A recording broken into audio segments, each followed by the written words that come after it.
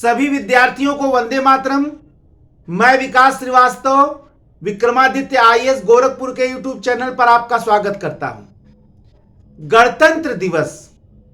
गणतंत्र दिवस क्या है, इसे क्यों मनाया जाता है, गणतंत्र का तात्पर्य क्या है और गणतंत्र दिवस की एक देशभक्त भारतीय के जीवन में प्रासंगिकता क्या है, आज हम लोग इस विषय को विस्तार से जानेंगे और एक देशभक्त नागरिक के रूप में हम यह समझने का प्रयत्न करेंगे कि आखिर भारत में गणतंत्र दिवस किस दिन मनाया जाता है, गणतंत्र दिवस का अर्थ क्या है और वास्तव में गणतंत्र का तात्पर्य क्या होता है। भारत में 26 जनवरी को गणतंत्र दिवस के रूप में मनाया जाता है। अब प्रश्न यह उठता है कि 26 जनवरी को रिपब्लिक डे यानी गणतंत्र दिवस मनाया क्यों जाता है, क्योंकि 26 जनवरी को 1950 को भारत का संविधान लागू हुआ था, इसीलिए 26 जनवरी को गणतंत्र दिवस के रूप में मनाया जाता है। अब प्रश्न यह उठता है कि 26 जनवरी 1950 को जब भारत का संविधान लागू हुआ तो इसको गणतंत्र दिवस के रूप में क्यों मनाया जाता है। इसको कोई और दिवस भी कहा जा सकता है, संविधान लागू करने का दिवस भी कहा जा सकता था या कुछ और भी कहा जा सकता था। उस दिन को गणतंत्र दिवस ही क्यों कहा गया, क्योंकि 26 जनवरी 1950 को जब भारत का संविधान पूर्ण रूप से लागू हुआ तो उस दिन भारत गणतंत्र घोषित किया गया और चूंकि उस दिन भारत को गणतंत्र घोषित किया गया, रिपब्लिक घोषित किया गया, इसीलिए उस दिन को, जिस दिन भारत का संविधान लागू हुआ था, इसीलिए उस दिन को गणतंत्र दिवस के रूप में मनाया जाता है। अब प्रश्न यह उठता है कि गणतंत्र का मतलब क्यों होता है, क्या होता है, क्योंकि 26 जनवरी को चूंकि गणतंत्र दिवस मनाया जाता है तो जाहिर सी बात है गणतंत्र का कोई विशेष तात्पर्य हो गया। देखिए, गण का मतलब होता है समूह और तंत्र का मतलब हो व्यवस्था, यानी लोगों के समूह की व्यवस्था यानी लोगों के समूह का शासन। अर्थात एक प्रकार से देखा जाए तो लोकतंत्र का ही समानार्थी गणतंत्र हुआ, यानी गणतंत्र का जनरली शाब्दिक अर्थ जो है वो कहीं ना कहीं लोकतंत्र को ही लेकर है, यानी जनता का शासन या जनता की व्यवस्था। लेकिन भारत में जो गणतंत्र लागू हुआ वो कहीं ना कहीं कुछ विशेष अर्थ रखता है। भारतीय गणतंत्र का मूल तात्पर्य है कि भारत का राष्ट्राध्यक्ष जनता द्वारा प्रत्यक्ष या परोक्ष रूप से चुना जाता है। यानी 26 जनवरी 1950 को भारत जो गणतंत्र कहलाया तो उसका तात्पर्य यह था कि भारत का राष्ट्राध्यक्ष जनता द्वारा प्रत्यक्ष या अप्रत्यक्ष रूप से चुना जाए। अर्थात गणतंत्र का मूल तात्पर्य होता है कि वह देश गणतंत्र कहलाता है जिसका राष्ट्राध्यक्ष जनता द्वारा प्रत्यक्ष या अप्रत्यक्ष रूप से चुना जाए। चूंकि भारत का राष्ट्राध्यक्ष राष्ट्रपति होता है और वह जनता के चुने हुए प्रतिनिधियों के माध्यम से अप्रत्यक्ष रूप से चुना जाता है, इसीलिए एक प्रकार से भारत का राष्ट्राध्यक्ष यानी राष्ट्रपति परोक्ष रूप से जनता के द्वारा चुना जाता है, इसीलिए भारत को एक गणतंत्र कहा जाता है। अर्थात चूंकि भारत का राष्ट्राध्यक्ष यानी राष्ट्रपति जनता के द्वारा अप्रत्यक्ष रूप से चुना जाता है, इसीलिए भारत को गणतंत्र घोषित किया गया और 26 जनवरी को गणतंत्र दिवस मनाया जाता है। हम लोग यानी आम जनता विधायक और सांसद चुनती है और यही विधायक और सांसद जाके राष्ट्रपति का निर्वाचन करते हैं। चूंकि हमने विधायक और सांसद को चुना और यही विधायक सांसद जाकर राष्ट्रपति का चुनाव करते हैं। इसका मतलब परोक्ष रूप से राष्ट्रपति यानी राष्ट्राध्यक्ष का चुनाव आम भारतीय यानी आम जनता करता है। इसीलिए भारत का राष्ट्राध्यक्ष जो है वो अप्रत्यक्ष रूप से निर्वाचित हो गया और यही कारण है कि भारत को गणतंत्र कहा जाता है।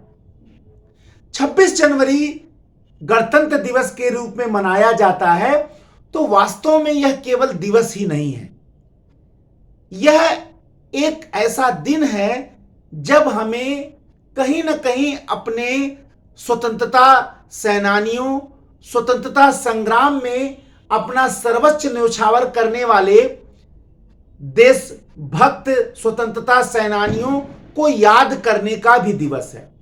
यूं तो भारत के स्कूलों, कॉलेजों, सरकारी कार्यालयों, यहां तक कि राष्ट्रपति के द्वारा जनपद पर, राजपथ पर एक विशाल कार्यक्रम का आयोजन किया जाता है और भारत के लगभग हर सार्वजनिक स्थलों पर सामान्य रूप से कहीं न कहीं विशेष कार्यक्रमों का आयोजन तो किया ही जाता है।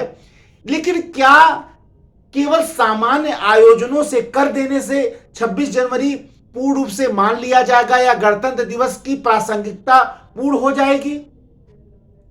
क्या स्कूलों में झंडा फहरा देने से गणतंत्र दिवस की प्रासंगिकता पूर्ण हो जाएगी?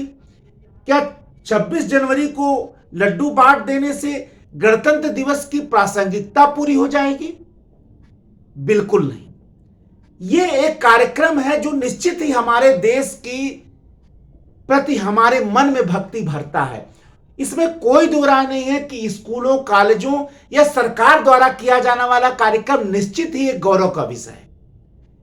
लेकिन देखा जाए तो गणतंत्र दिवस एक ऐसा समय भी है जब हमें अपने देश के स्वतंत्रता सेनानियों को याद करने का एक शुभ अवसर है।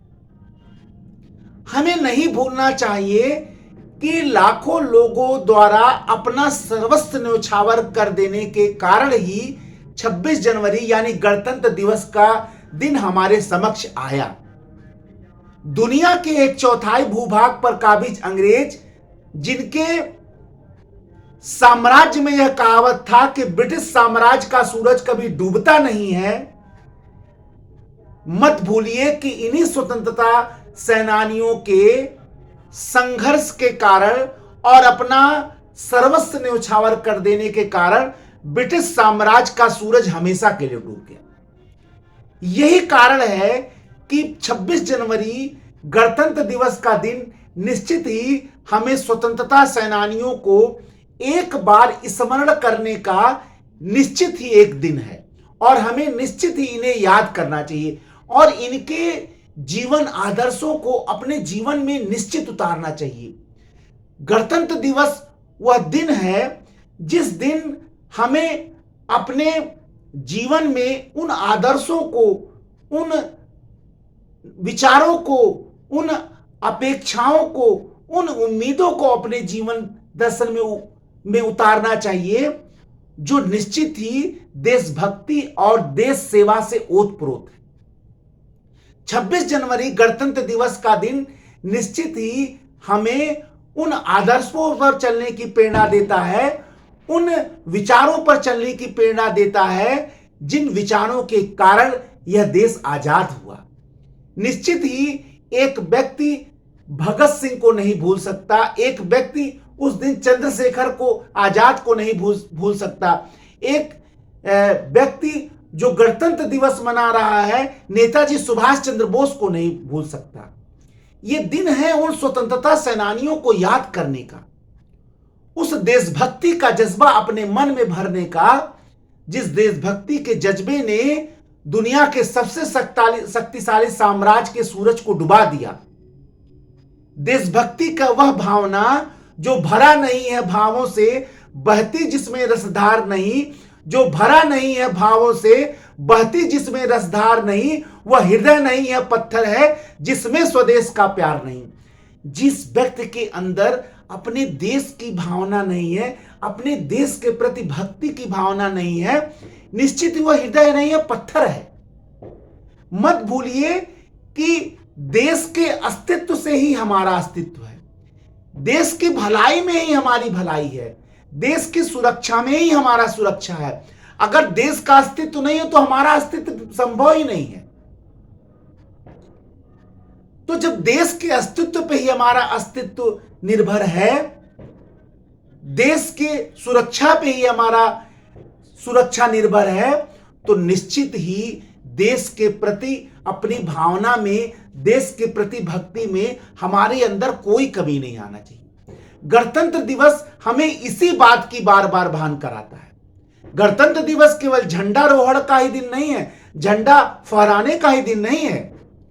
उस झंडे को फहराने के लिए कितने त्याग, तपस्या और कितना बलिदान किया गया, उस चीज को याद करने का दिवस है। झंडा ब्रिटिश फ्लैग के जगह भारत का फ्लैग अगर फहर रहा है तो उसके पीछे कितना त्याग है, कितनी तपस्या है, कितना बलिदान है, इस बात को याद करने का दिवस है। और यह दिन है प्रत्येक भारतीय नागरिक को अपने आगे आने वाले संतानों के मन में देशभक्ति की भावना भरने का, अपने आने वाली पीढ़ियों के मन में उस देशभक्ति की भावना का, उस देशभक्ति के विचार की भावना को भरने का दिन है, जिससे वो देश के प्रति अपनी भक्ति को उजागर करे और प्रत्येक कार्य अपने देश के भलाई को ध्यान में रखकर करे।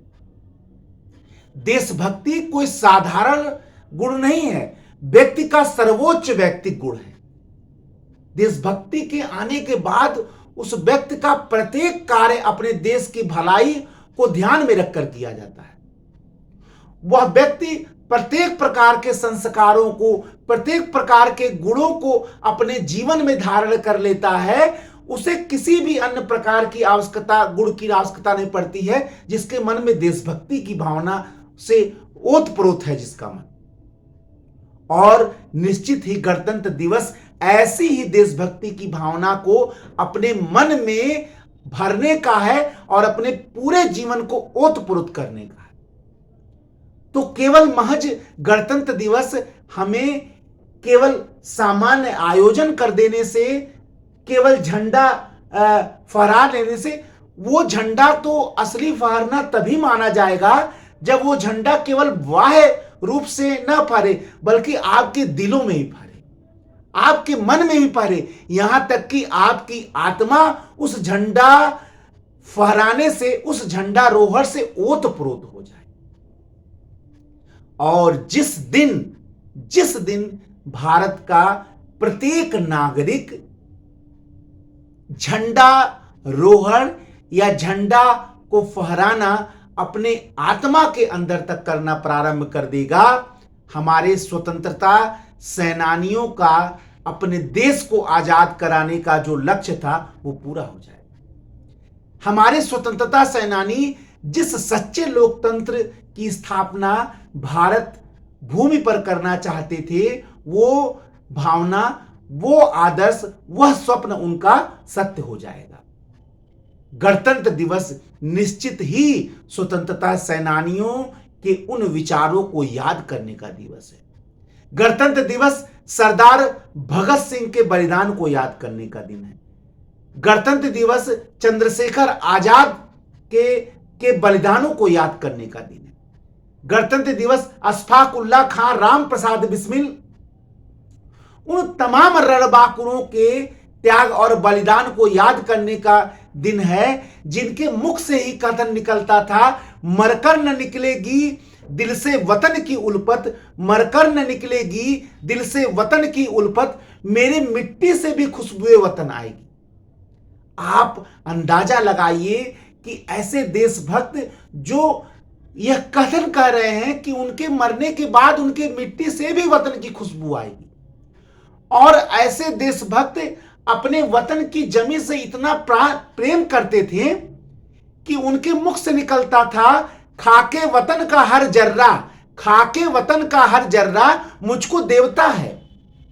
यानी वतन के कण कण में उन्हें ईश्वर का वास दिखाई देता था, वतन के बूंद बूंद में उन्हें ईश्वर का साक्षात दर्शन होता था। आप अंदाजा लगाइए कि जिस दिन भारत के प्रत्येक संतति में देशभक्ति की ऐसी भावना आ जाएगी, निश्चित ही हम उस सुंदर भारत के स्वप्न को साकार कर देंगे जिस स्वप्न को हमारे स्वतंत्रता सेनानियों ने देखा था। निश्चित ही गणतंत्र दिवस उस दिन को याद, उस स्वप्न को याद करने का दिवस है, उस दिन को साकार करने का दिवस है। निश्चित ही हम समस्त भारतीयों को इस दिवस को इस रूप में मनाने की आवश्यकता है, और जिस दिन सभी लोग अपने आत्मा और अपने दिल के स्तर तक गणतंत्र दिवस को मनाएंगे, निश्चित ही हमारे स्वतंत्रता सेनानियों का वह स्वप्न साकार हो जाएगा। ठीक, निश्चित ही हम सभी को इस रूप से ही गणतंत्र दिवस मनाना चाहिए। एक नए लेक्चर वीडियो के तहत मैं आपके समक्ष पुनः उपस्थित होऊंगा। तब तक के लिए जय हिंद, जय भारत, वंदे मातरम।